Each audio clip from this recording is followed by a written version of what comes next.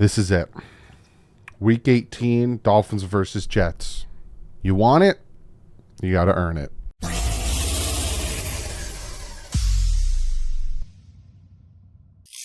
What is up, fans? This is it.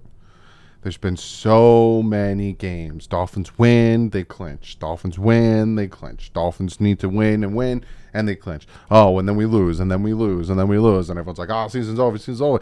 It ain't over. Even though after a 5-game losing streak, it's not over. And that's because we started 8-3. The Miami Dolphins have to win on Sunday and hope that the Buffalo Bills beat the New England Patriots and the Dolphins get the 7th seed. Now, there was scenarios, and I'm going to talk about the scenarios with the Buffalo Bills, the Kansas City Chiefs, and all that stuff before we jump into the preview and the injury reports and all that stuff. But there was never apparently a scenario to have 8 teams in the playoffs. And even if there was, if Miami loses to the Jets, they would still fall down pretty far, especially if the Steelers won and some other teams won, they'd still fall down pretty far to probably almost the 10th seed and not be able to get in. So, win. Plain and simple. But real quick, a lot of you guys want me to talk about the neutral site and how they're doing. So, the Bengals and the Bills will not play. There's going to be no try to fit in the game. Nothing. The game never happened. So, essentially, the Bills and the Bengals both played a 16-game season, whereas everyone else played a 17-game season. Okay, so here is how it's going to work. If the Kansas City Chiefs win on Saturday, they get the number 1 seed, right? But that doesn't mean that the Buffalo Bills don't have anything to play for. Because if the Bills and the Chiefs both win this weekend, and say they both get to the AFC Championship game, then that game will be played on a neutral site. And then if the Chiefs lose and the Bills win, then the Bills get the number 1 seed and a first-round bye. If they both lose, then the Chiefs still get the number 1 seed. But then when they go to an AFC Championship game, so essentially, if they both win or lose, and if they meet at the AFC Championship game, it'll be played on a neutral site. If the Chiefs win, they're the number 1 seed. If they lose and the Bills win, they're the number 1 seed. Plain and simple. But regardless, the Bills have something to play for, because if the Chiefs win and the Bills lose, then they have to go to Kansas City to play the Chiefs in the AFC Championship game if they make it there. And if the Chiefs lose and the Bills win, then they get the number 1 seed, and then they have to go to Buffalo.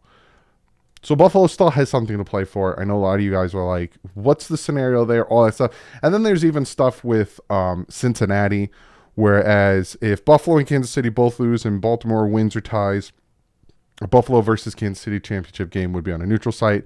And then scenario 3, Buffalo and Kansas City both lose and Cincinnati wins. A Buffalo or Cincinnati versus Kansas City championship game would be on a neutral site. So essentially, if there's a tie with the same record, neutral site. All you need to know is if the Chiefs win on Saturday and the Bills win on Saturday, it's a neutral site at the AFC Championship game if they meet each other. So the Bills still have something to play for. Yes, they'll be rooting for the Raiders to pull off an upset and beat the Chiefs. But yeah, they're still playing for something, and I really don't think they'll rest their starters. But again, we're at this scenario now that you don't control your own destiny. That's your own problem. You should have took care of your things. Okay, so that being said, let's get into the preview video. We're going to start, like usual, with the injury report. Let's start with the Miami Dolphins. Whammo, holy crap-oli. Look at Teron Armstead. That man has a toe, a pec, a knee, and a hip injury. He didn't participate for 2 days, but that he usually doesn't practice. We'll see later on today, if he's practicing. If he's out there, that'd be fantastic. It would definitely help us. Eric Fisher is now put on IR.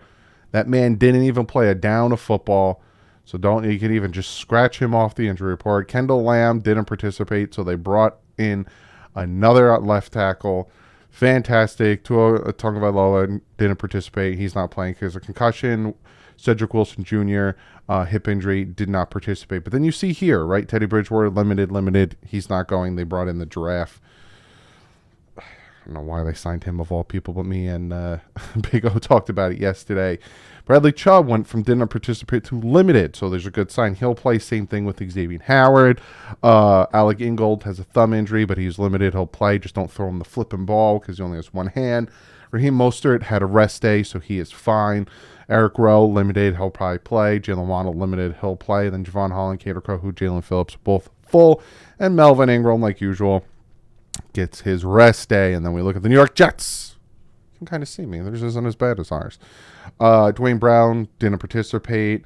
Tardif didn't participate. Brandon Eccles didn't participate. George Fant didn't participate. Lamarcus Joyner didn't participate. Nate Herbig, limited. Mike White was full, and then he got limited because of the ribs. So there's an uneasiness if he'll play. Limited for Jordan Whitehead, Vin Curry, and C.J. Mosley. Full participants. Their offensive line was banged up, and it's not even more banged up with the do not participates. Will they play? I don't know, but I'll talk about all that stuff. So let's look at the breakdown. We're going to look at the breakdown like usual, and then we get to PFF, and then 5 things. So we're looking at the breakdown here. Dolphins offense versus Jets defense. This is the strength versus strength again because the Dolphins point scoring, but a lot of this has to do with Tua at quarterback because you saw what happens when Tua's not out there. Even the bad games when Tua's out there, at least we still move the ball and score points. Without Tua out there, have a hard time moving the ball. But points, Dolphins are 10th. Jets defense is 4th. Jets have a top 5 defense, so prepare yourself for that. Yards, Dolphins are 6th. Jets are 5th. Passing, Dolphins are 3rd. Jets are 2nd, but again, 3rd with Tua at the helm. Rushing, Dolphins are 26th. Jets are 16th. When it comes to third down conversion rate, the Dolphins have plummeted. They are now 24th ranked, converting 36.6% of their third downs, whereas the Jets are only allowing 38.5%. They are 12th ranked. Red zone, the Dolphins are 9th, scoring on 62.5% of their red zone trips. Jets, you're only getting about 50% of the time. They're 6th in the NFL. Then you flip it. Jets offense ain't good. They are ranked 27th in points. Dolphins defense are ranked 27th in points. Jets are 22nd in yards. Dolphins are 20th in yards. Jets pass is better, 15th. Dolphins pass defense, not good, 27th. Jets rush offense, 25th. Dolphins rush off defense, very good at 8th. Again, if we didn't give up all those rushing yards to the quarterbacks, we would probably be top 5, but 8th I will be happy with. They are 28th in the NFL, converting third downs with 33.9%. Dolphins are allowing 41.5%, which is 24th. And then in the red zone, the Jets are 29th, only getting in the end zone 45.5%, and the Dolphins are 26th, allowing 61.4%. That bend not break defense is not a thing apparently anymore. I'm going to minimize myself because I'm getting sad. And we're going to look at the matchup. So this is our strength versus their strength, right? Their strength is very good. They have Sauce Gardner playing like the number 1 corner in the NFL. I will say this, right? Very good. Rookies, probably going to get Defensive Rookie of the Year as he deserves. Very, very good corner. Very handsy. He gets away with a lot. He also commits a lot of holding and pass interference. So it kind of skews his stats, but overall, very, very good corner. Reed Jr., Williams, just disruptive in the middle. Their linebackers outside of C.J. Mosley's are right. Again, their corners aren't. Whitehead might not even play. Their safeties are meh, but their front is very good. The Dolphins, their strength is their passing game with Waddle, Hill. Mostert's really starting to play well. You got 3 of the 4. I do not know why they're forcing Liam Eichenberg out there. If Teron Armstead can play, I think that'd be a huge, huge addition. Skylar Thompson. I already did a film breakdown talking about him. I don't know why they have Liam Eichenberg there. For the life of me, I don't know why they took Jones out and put him in there. It's just bad. And then our strength, or our weakness versus their weakness. Their offense is not good, right? Our defense with Jalen Phillips, Christian Wilkins, Bradley Chubb, he needs to get his stuff together. Cater Kohu, Jerome Baker, Javon Holland, Melvin Ingram, even Sealer, very good. Xavier Howard is falling off. Hopefully he plays like he wants to. But, like, how many of their offensive linemen might not even play. Like this whole side might not even play because of injuries, and they didn't participate for 2 straight days. And Mike White might not even play, so it might be Wilson out there. And this point spread, right? The Jets were giving, I think, 2.5, and in the matter of about an hour, it swung to where the Dolphins are now giving 2.5. So it's going to be an absolute crazy game when it comes to this side of it, right? Because the swing on that point spread is just ridiculous. And now I'm going to maximize myself again. Hello, everybody. I'm back. And I'm going to get to my 5 things the Dolphins need to do to beat the Jets. But I'm not going to get into my 5 things that the Dolphins need to do to beat the Jets. I started writing down 5 things. I got to about 3, and I scratched it out. Because I have one thing that the Dolphins need to do to beat the Jets. And I literally wrote it down. Prove that you want it. It's that plain and simple. Prove that you want it. Prove that you want to beat the Jets. Prove that you want to get in the playoffs. Prove that you deserve to be in the playoffs. Bradley Chubb, prove that you deserve the contract and you deserved us trading a first-round pick for you. Like, prove it. Go out there and show you're fighting for something on offense and on defense. Skylar Thompson, prove all of the you should take to his job and all that stuff that was clamoring in the preseason. Prove it. Go out there and show. This team, these coaches, everyone needs to prove it. I could put everything I've said all season, all 16 games, and I can smash them into one and give you all, regurgitate that all. We need to pressure the quarterback. Regardless who it is, we can't let him get comfortable because our corners aren't great. I've said that time and time again. We got to stop the run. That's an obvious thing because I said that time and time again. We got to run the ball. Mike McDaniel has to stop abandoning that. I've said that time and time again. No mistakes. Stop committing penalties. The penalties are killing us. We have 130 on the season. We're number 1 in the NFL on penalties. Stop committing penalties. How many times have I said that? We need the best out of the quarterback, whether Skylar Thompson, Teddy Bridgewater, Tua Tagovailoa. We need the best out of the quarterback. They need to throw to the open man. They need to be anticipatory. They need all of those things. How many times have I said that? It gets redundant that I keep saying these things, but they don't do it. Like I wrote best Skylar Thompson, which was home field defense. We're playing at home. Defense plays different at home. Please run the ball. And I was just like, I say this every time. They need to prove that they want it. Plain and simple. Regardless of what happens with the Bills and the Patriots, prove that you want it. Josh Boyer, call the best game of your life. Put your players in the best situation. Stop leaving them out on islands and trusting some of these guys who aren't capable of doing things to do those things. I talked about it when I broke down, on the hot seat. Look, the Chargers and the Broncos have a better defense than the Miami Dolphins, and they're more injured than the Miami Dolphins. That has a lot to do with the coaches not putting this. If you know that your corner, Keon Crossan, is not good in this situation, don't put him in that situation. If you know he can jam a guy and he can hold this guy for 2 seconds, but once that jam happens, he's screwed, send a blitz at that time. Have him jam, send a blitz on that side. Plain and simple. Like, put your guys in situations that work. Mike McDaniel has done that on the offense, right? I'm not getting on Mike McDaniel about that. He has taken all of our offensive players and put them in situations to be successful and has incorporated the offense for our guys to be successful. Before Austin Jackson even got injured, I know we're all done with him. He was actually pretty decent at right tackle because we put him in the situation to make him successful. Josh Boyer's not doing that with the defense.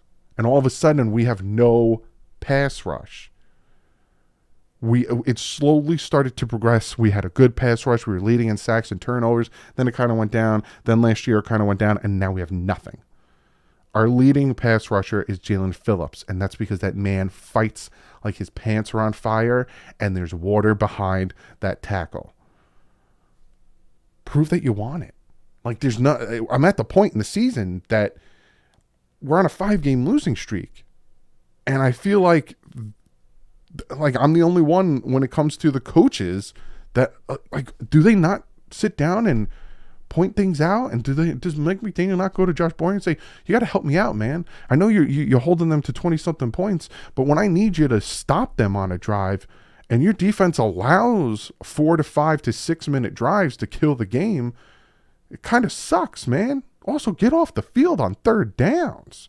3rd and 17, 3rd and 8. You're sending a blitz. You don't send a blitz. So then he has 9 seconds in the pocket, finds his guy open. Our corners can only cover for so. Prove that you want it. Skyler, prove that you should be in the NFL. Offensive line, prove that you can block. Defense, prove you can get after the quarterback. We are facing a horrible offense. Jet fans will agree with me on that. They're bad. The last 2 games, they have scored 9 points. They have barely did anything last week against the Seattle Seahawks. Well, Doug, that's because the Seattle Seahawks have a better defense than the Dolphins. They don't. Points for Seattle, 24th. Yards, Seattle, 27th. Passing, Seattle, 18th. Rushing, Seattle, 30th. And they shut down the New York Jets. Shut them down. If the Seattle Seahawks with I'm going to round it off with about a 28, 26 ranked defense can shut down the New York Jets offense and win the game, the Dolphins can shut down the New York Jets offense and win the game. Plain and simple. Like, are they going to have Mike White? Are they not going to have Mike White? Is Joe Flacco going to be in there? Is he not? Is Zach Wilson going to be in there? Is he? Regardless, Seattle with a defense who gives up more yards than the Dolphins, who gives up more rushing than the Dolphins, shut down that Jets offense. Plain and simple. So those are my 5 things. Prove that you want it. Plain and simple. Now to my prediction. The Dolphins need to win this game. Now, are they going to be that team that sneaks into the playoff and surprises the crap out of people? Because, Stephen A. talked about the Dolphins being one of the scary teams to get in there, especially when Tua's at the helm. And hopefully we get Tua back if we make the playoffs. And he's not wrong, right?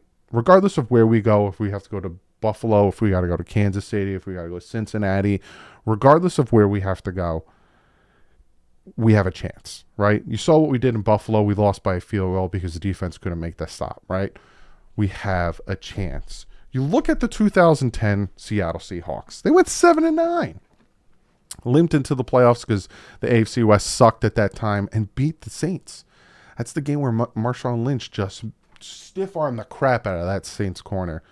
And they won that game. But the game and the team that I'm looking at, and I'm not saying the Dolphins are going to do the same exact thing, but I was looking at this game, this team, and this year, and I was thinking to myself, if the Dolphins sneak into the playoffs, which it's sad that I'm saying they're going to sneak in when they were 8-3, do they have a chance, or is it going to be a one-and-done situation?